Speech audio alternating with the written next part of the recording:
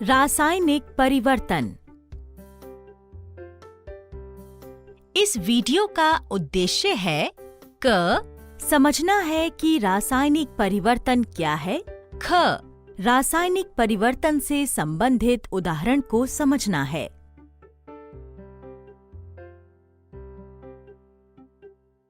बच्चों, पिछले वीडियो में आपने भौतिक परिवर्तन के बारे में समझा था। भौतिक परिवर्तन में कोई नया पदार्थ नहीं बनता है।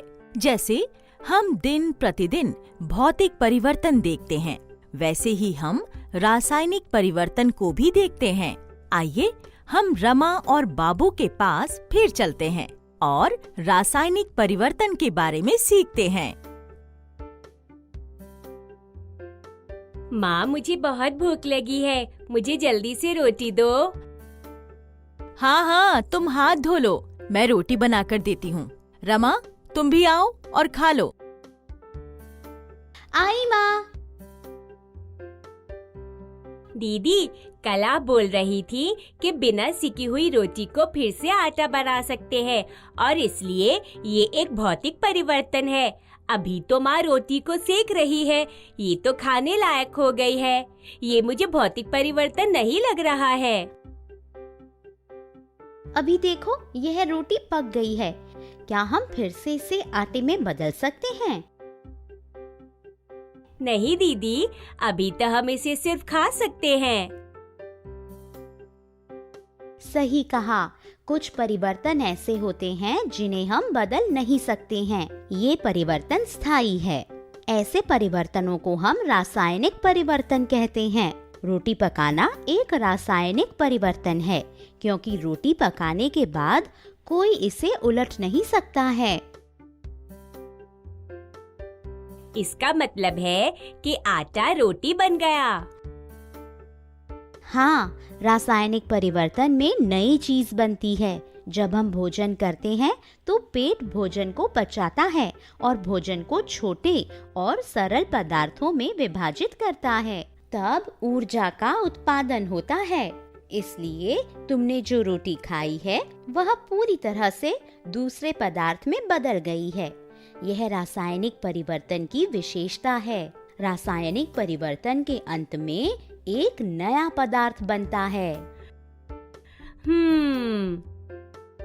क्या आप बता सकते हैं, अगर प्रकाश संश्लेषण एक रासायनिक परिवर्तन है? अगर आपका उत्तर हाँ है, तो इसका क्या कारण है? बाबू, क्या तुम और उदाहरण सोच सकते हो?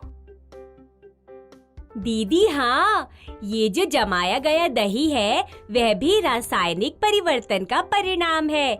दही दूध से जो बनती है। बहुत सही कहा। पता है, रासायनिक परिवर्तन में द्रव्यमान बदलता है। तुमने अपना खाना खा लिया हो तो इधर आओ।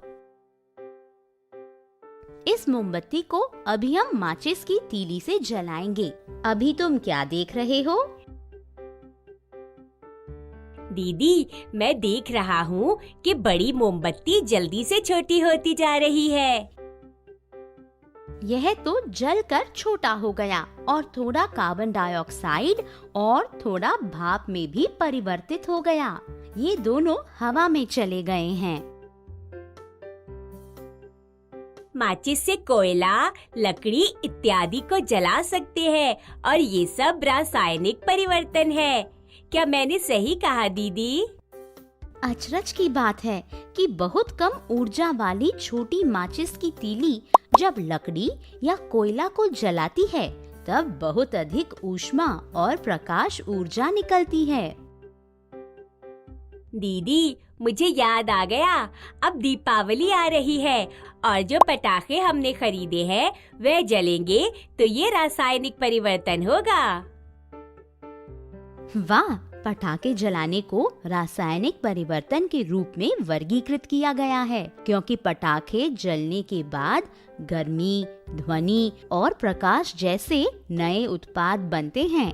यह परिवर्तन अपरिवर्तनीय और स्थायी भी हैं। रासायनिक परिवर्तन काफी खतरनाक लग रहे हैं। पता है बाबू, कुछ रासायनिक परिवर्तन बहुत उपयोगी होते हैं। जैसे कई तत्वों को मिलाकर रासायनिक परिवर्तन के फलस्वरूप दवाई, साबुन इत्यादि बनते हैं, जो मनुष्यों के लिए काफी लाभदायक हैं। अच्छा दीदी, फिर रासायनिक परिवर्तन के दुष्प्रभाव क्या है? खाने की चीज जब रासायनिक परिवर्तन के कारण खराब होती है, वह एक अनचाहा परिवर्तन होता है। इसकी वजह से खाने के पोषक तत्व नष्ट होते हैं और खाना खाने योग्य नहीं रहता। जलना, विस्फोट होना, खाना खराब होना, रंग बदलना और गंध आना, ये सब रासायनिक परिवर्तन के अवांछित पहलू हैं। दीदी, आपने मुझे इतनी अच्छी तरह से समझाया है। ये जानकारी मेरे गृह कार्य में बहुत मदद करेगी।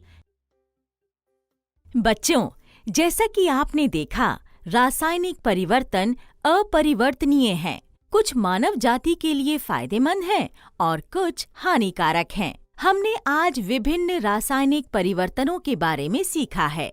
अगले वीडियो में हम जंग लगने और क्रिस्टलीकरण के बारे में जानेंगे। फिर मिलेंगे।